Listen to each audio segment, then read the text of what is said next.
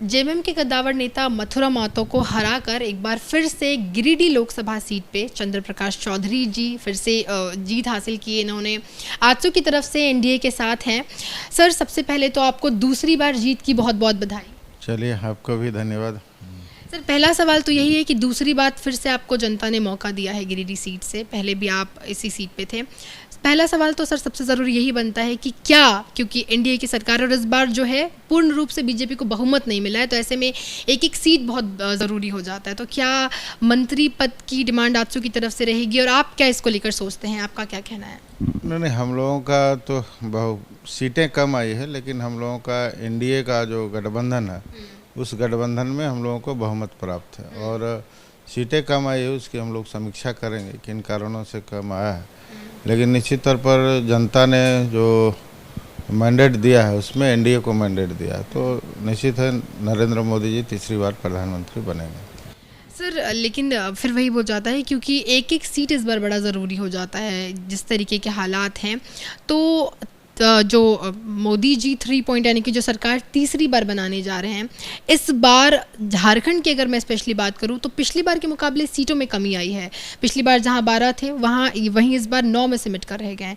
क्या लगता है कि जनता ने इस बार किन गलतियों की वजह से मौका नहीं दिया, किन गलतियों की वजह से अर्जुन मुंडा जी हार गए या फिर कई नेता हार गए, दुमका सीट भी निकल गया हाथ से, क्या लगता है?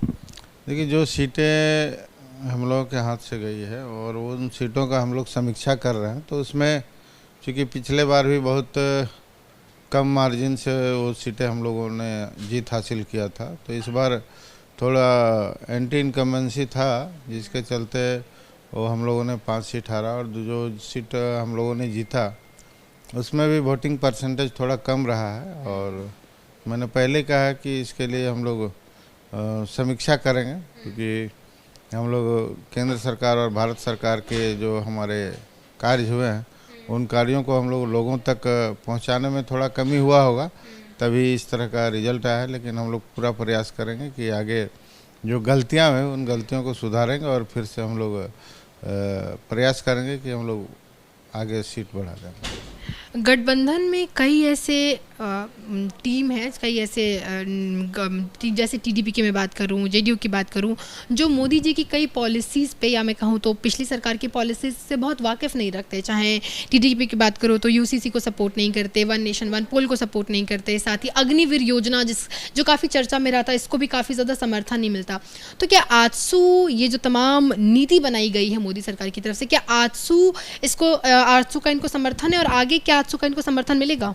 एनडीए का जो भी एजेंडा होगा, एनडीए के साथ हैं तो निश्चित है एजेंडा हम लोगों का उनका एजेंडा है और हम लोगों का भी प्राथमिकता रहता है कि जो राष्ट्रहित में जो भी एजेंडे हैं उसमें हम लोग उसका सहयोग और समर्थन हम लोग करेंगे।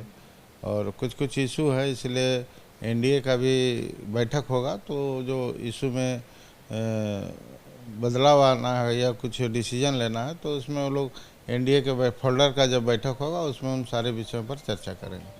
सर, इस बार फिर से आपको मौका मिला है तो किन ज़रूरी चीज़ों पर इस बार काम किया जाएगा, क्या नए मुद्दों को झारखंड में उठा जाएगा? झारखंड में कई परेशानी है, चाहे मैं बात करूँ तो जो गांव इलाके हैं उनमें पानी की समस्या है, बिजली की समस्या है, सड़कें अभी भी झारखंड जिस तरीके का राज्य है बहुत मेन पटल पे आ नहीं पाया है अब तक। झारखंड को अब तक भी लोग उतना जान नहीं पाए जितना होता उसको मिलना चाहिए। प्रकृति बहुत ज़्यादा है, टूरिज़्म प्रकृति के हिसाब से कम है, तो क्या इन चीज़ों पर भी काम किया जाएगा? देखिए, कई कारण है, चूँकि हम लोगों ने जो पिछला 5 साल का जो एक्सपीरियंस रहा है उसमें राज्य सरकार का और भारत सरकार का तालमेल का कमी रहा है।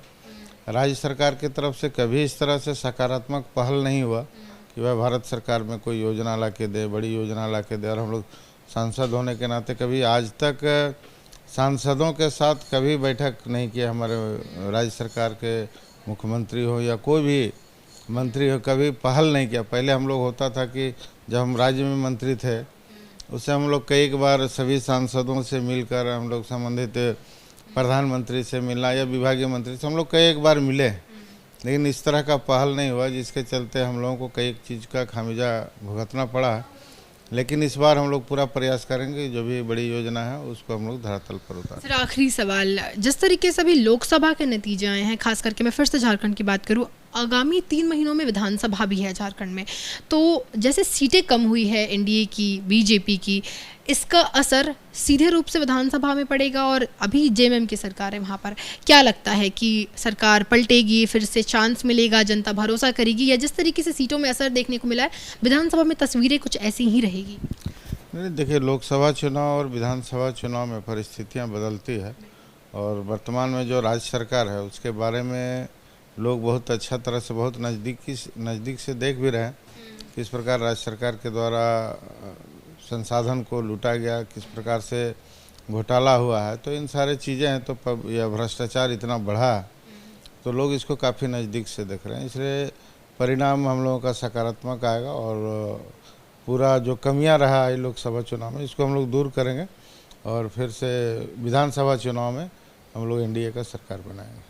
शुक्रिया। तो आपने सुना चंद्र प्रकाश चौधरी जी को, दूसरी बार गिरिडीह से जनता ने उनको मौका दिया है। अब देखना है कि किस तरीके से काम वहाँ पर, क्योंकि झारखंड में कई चीज़ें हैं जिसको लेकर जनता तमाम लगातार मांग कर रही थी, और इस बार सीटें भी कम आई है। तो अब देखना है कि किस तरीके से आगे काम होता है और विधानसभा में इसको लेकर क्या कुछ असर पड़ता है। कैमरा पर्सन रत्नेश पांडे के साथ मेघा उपाध्याय, न्यूज़ दिल्ली।